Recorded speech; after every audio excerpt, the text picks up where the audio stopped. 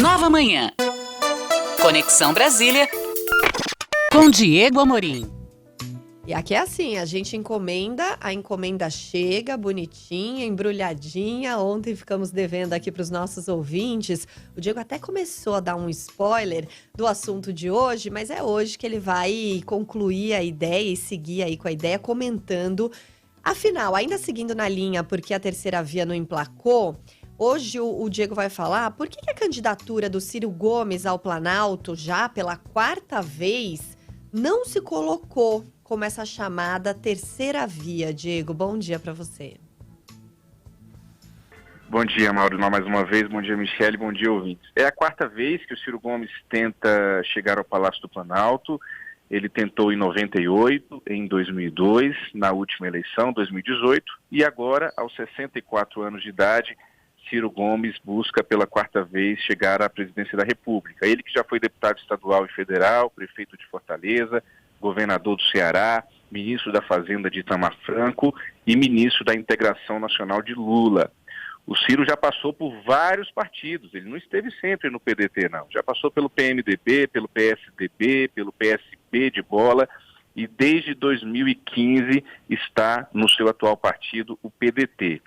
Ciro Gomes chegou ao terceiro lugar nas pesquisas após a saída do ex-juiz da Lava Jato, Sérgio Moro, mas ainda assim ele aparece muito distante do segundo colocado até aqui nas pesquisas, que é o presidente Jair Bolsonaro. Ciro Gomes, que tem aí uma dificuldade de bater a casa dos 2 dígitos nas pesquisas, fica ali flertando com os 8%, 9% de intenções de voto. O Ciro se coloca como opção para os eleitores que não querem Lula nem o Bolsonaro, mas ele faz um voo solo em um partido que não dá a ele muita coisa, Mauro, Michele. O PDT dá ao Ciro Gomes esse discurso trabalhista, esse discurso brisolista, mas do ponto de vista prático, político, o Ciro Gomes, por exemplo, só tem 50 segundos de tempo no rádio e na televisão.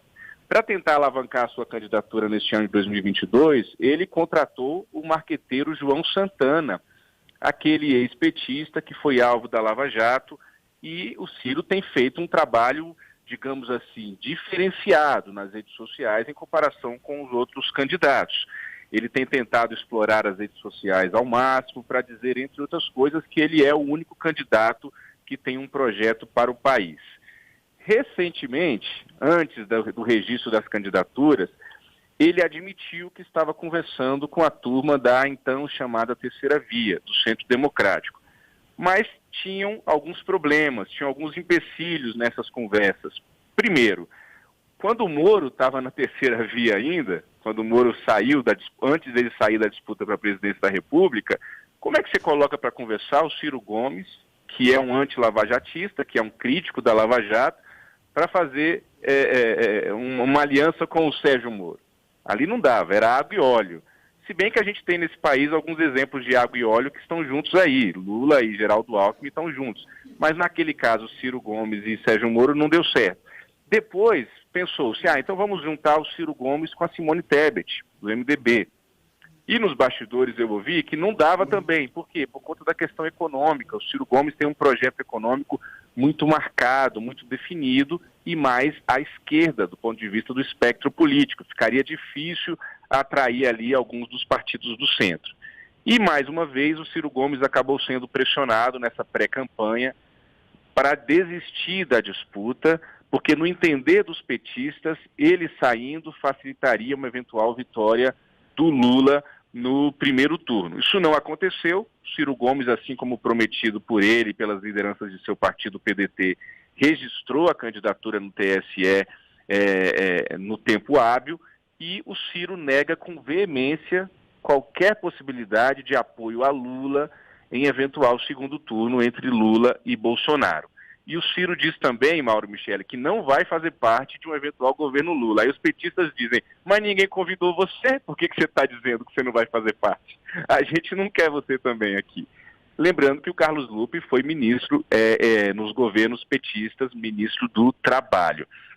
Lembrando também que o Ciro Gomes teve uma dificuldade aí até aqui de alavancar, na avaliação até de aliados dele, Ciro Gomes, por conta do peso nos ataques ao Lula e ao Bolsonaro. Para alguns aliados do Ciro Gomes, ele tinha que ter pego mais leve com um ou com o outro para tentar avançar sobre o eleitorado de um ou de outro. A partir do momento em que o Ciro Gomes decide bater de maneira igual no Lula e no Bolsonaro, aliados do Ciro acreditam que ele perde força politicamente.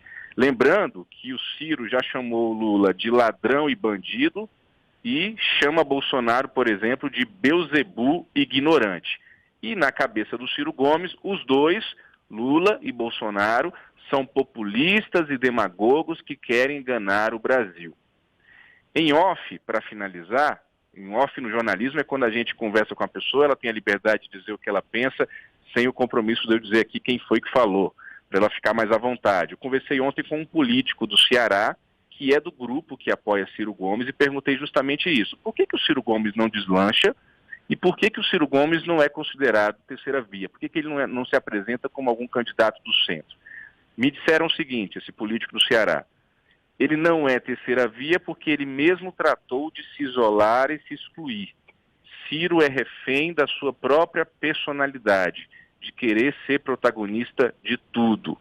A gente sabe que o Ciro Gomes, historicamente, tem um temperamento um pouco, digamos assim, mais estourado, ali um pouco mais truculento. Alguns chamam ele de o Bolsonaro da esquerda nesse quesito comportamental.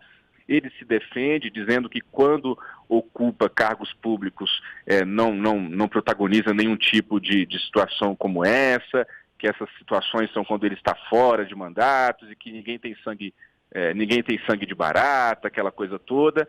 O certo é que Ciro Gomes, de fato, entrou numa bolha dele, que é a bolha do PDT, e mesmo tendo sido candidato à presidência da República em outras 3 ocasiões, na última eleição, 2018, Ciro Gomes não conseguiu aglutinar apoios políticos. Esse mesmo interlocutor do Ciro me disse o seguinte, que ele tem falado muito, como é que pode Simone Tebet ter 2% de intenção de voto e ter com ela o MDB, o PSDB e o Cidadania, e eu que tenho 8% não tenho ninguém? O próprio Ciro questiona isso. E a resposta, segundo esse interlocutor, está aí, no fato do Ciro Gomes bater nos 2 principais candidatos, Lula e Bolsonaro, com a mesma intensidade, e a segunda questão, o fato justamente de ele ser candidato pela 4ª vez. Na avaliação desse interlocutor com quem eu conversei, a imagem do Ciro Gomes já estaria desgastada por ser uma figura repetida. Isso não é uma regra na política. Já teve muita gente que tentou 1, 2, 3, 4, 5 vezes, não se desgastou a sua imagem, pelo contrário, se fortaleceu e foi eleito lá na frente. No caso do Ciro Gomes, a avaliação desse interlocutor é de que a figura dele está repetida, Mauro. Tá aí a análise do Diego Amorim. A gente encomendou, nossa senhora, veio um verdadeiro desenho, um dossiê. Desenhou. Diego, muito obrigado por hoje. Boa quarta para você e até amanhã. Um abraço, até amanhã. Valeu.